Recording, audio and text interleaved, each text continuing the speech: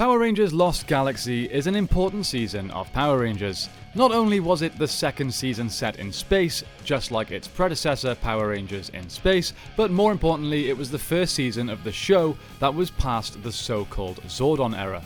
The almighty Zordon was killed off in the in-space finale. This led to an era of self-contained seasons, where the seasonal story would start and end within just the one season. A new team of Rangers would come along the following year and have their own powers and their own story. Well, this was officially the first show to start that trend, so it had to do well to ensure the future of the Power Rangers franchise. So today we will be covering the behind-the-scenes story of Power Rangers Lost Galaxy. Let's get into it.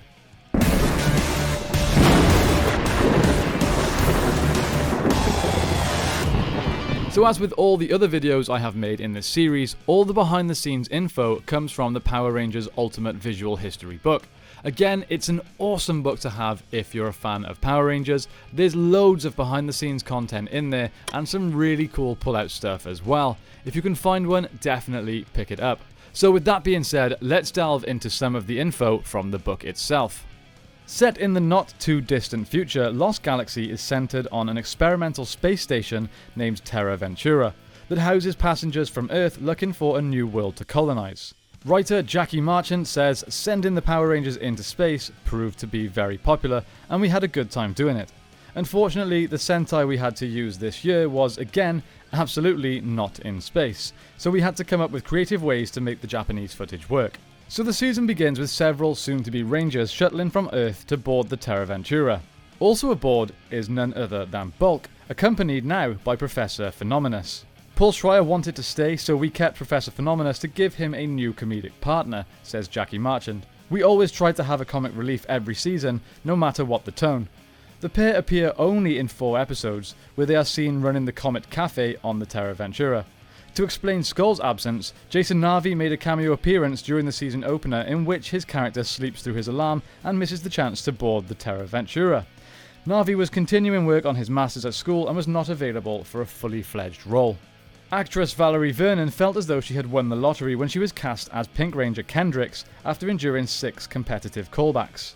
"I really didn't think I was going to get the part," she remembers. "Every single time I went back, they actually had more people auditioning." Fortunately, Vernon had an advantage over the other actresses. She had been taking self-defense classes. "I was there the same day as Reggie Roll, who became the Green Ranger," she recalls. "When the casting director learned that I knew some martial arts, they asked me to show them what I could do. I was so eager to impress them that I ended up almost flipping Reggie over, and they said, 'Please don't hurt him.'" Archie Cow won the part of the Blue Galaxy Ranger, Kai Chen, after 4 auditions. "Then, suddenly, I was running around saving the world clothed in blue spandex," says the actor. Cow gave his character an especially focused perspective. "Whatever the writers wrote for the character, I always tried to make that the most important thing in the world to him, sometimes even to an absurd level," he says.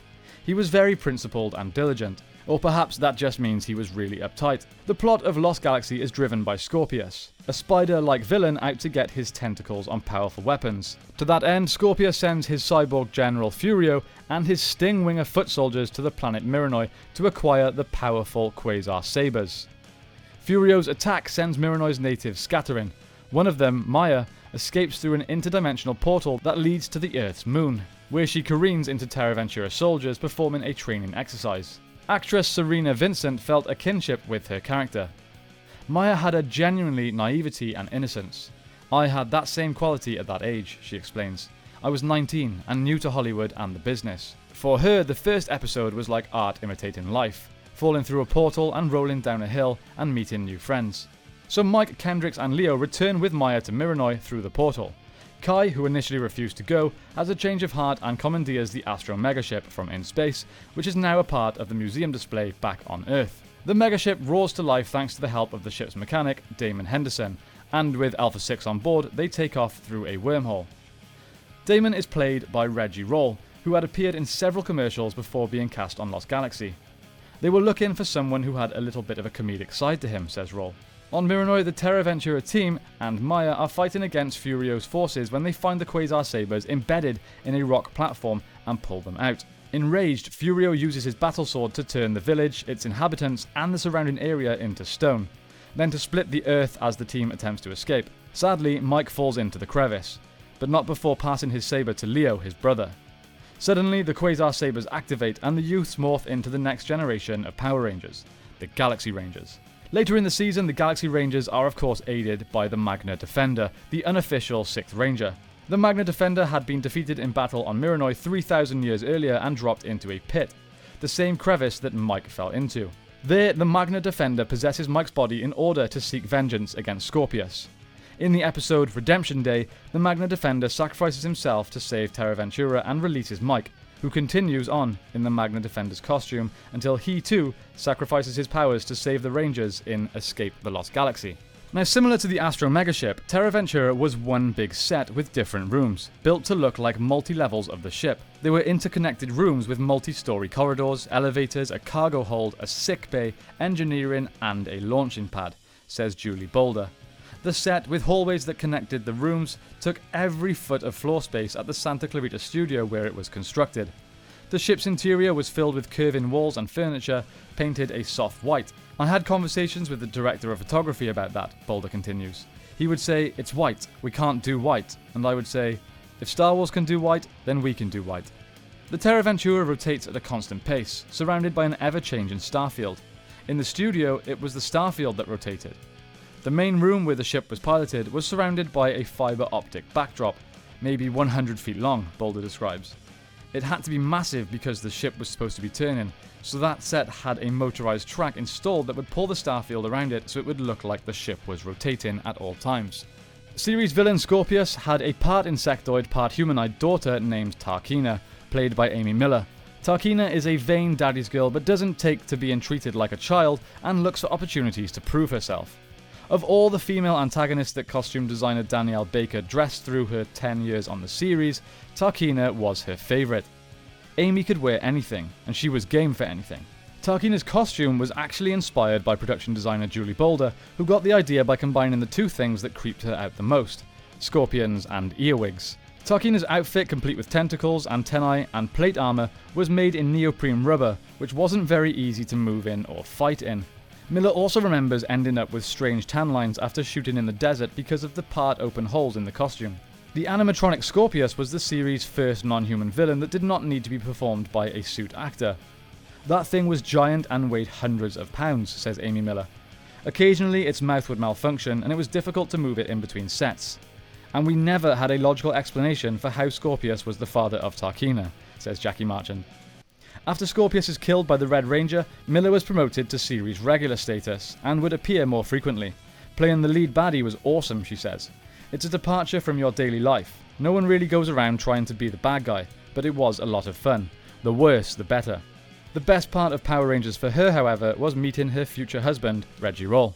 Valerie Vernon has a special place in Power Rangers history, as her character Kendrix was the first Ranger to fall in the line of duty. This dramatic twist came about following devastating real-life news for Vernon. She was diagnosed with leukemia. The writers altered scripts and shot around her as much as they could. When she needed to leave the show to take care of her health, the stunning decision was made to have her character die. I think that, as the season had more drama than previously, says Jackie Marchand, we felt as though we could have a character exit with more gravitas than sending them to a peace conference or marrying them off to an alien. We could do a more heroic superhero departure. It was a heartbreaking experience, Vernon remembers.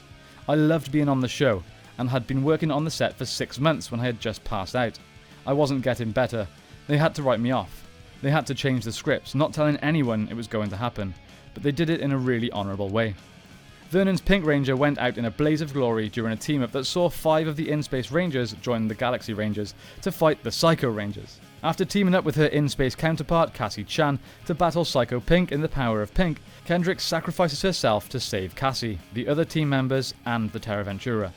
Fortunately, in real life, Vernon bounced back to health thanks to a stem cell match from her brother and a successful 6-month treatment. During her absence, the producers were interested in having Jia Lee rejoin the cast as the Pink Ranger, but contract negotiations did not work out, so they turned to another alumni, one who had never officially worn a Power Ranger costume before. Melody Perkins had played the villainous astronomer and her alter ego Corone in Power Rangers in Space. Ironically, for her first on-screen appearance in Lost Galaxy, Corone disguises herself as astronomer in order to retrieve Kendrix's lost Quasar saber and return it to the Rangers. When Tarkina goes for the saber, they battle and Corone is knocked off a cliff. Suddenly she's saved by the morphed spirit of Kendricks, and a transmorpher materializes on her wrist. Corone flies back up the cliff face, recovers the Quasar Saber from Tarkina, and morphs into the Pink Ranger. Recognizing that Corone is sincere about rectifying her past as astronomer, the team welcomes her aboard. Perkins had no reservations about coming back to the Rangerverse. Saban Entertainment just called me and I said okay, she recalls. Perkins found her first day on set to be bittersweet, as she was replacing a beloved castmate. But the team just took me in and I felt completely welcome, she says. The first self-contained season of Power Rangers concludes in a full circle fashion. The Terra Ventura passengers find a verdant planet to colonize, which turns out to be Miranoi. A final battle ensues against Tarkina and her forces, and after defeating the forces of evil, the Rangers place their Quasar Sabers back into the rocks. The surge of energy that follows the Sabers' return restores the petrified people of Miranoi. The energy surge also brings Kendricks Morgan back to life. It was also our intention for her character to be in the season finale, says Jackie Marchand. Personally, we didn't know if she was going to be okay or not, but we got Valerie back when she was well enough to work again. Vernon returned to shoot the final scene when she was in remission. It was extremely emotional, Merchant remembers. When we were watching the dailies of the Lost Galaxy finale and she materialized, everybody was crying. Lost Galaxy garnered the highest ratings for any Power Rangers season. The production had taken a gamble by emulating the Sentai model completely, and it had paid off. We made the deliberate decision to recast every year, not have any actors travel over, and just start with a blank page, says Jackie Marchand. It was really freeing. You didn't have to shoehorn in what's going to happen next season with these Rangers. You could just write a last chapter of a book and have a satisfying ending. And every ending leads to a new beginning.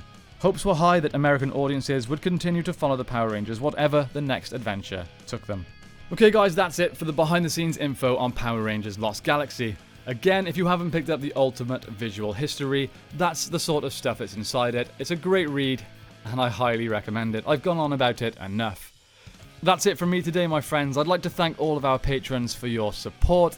I hope you all have a great day. May the power protect you, and I will see you next time on the 6th Ranger.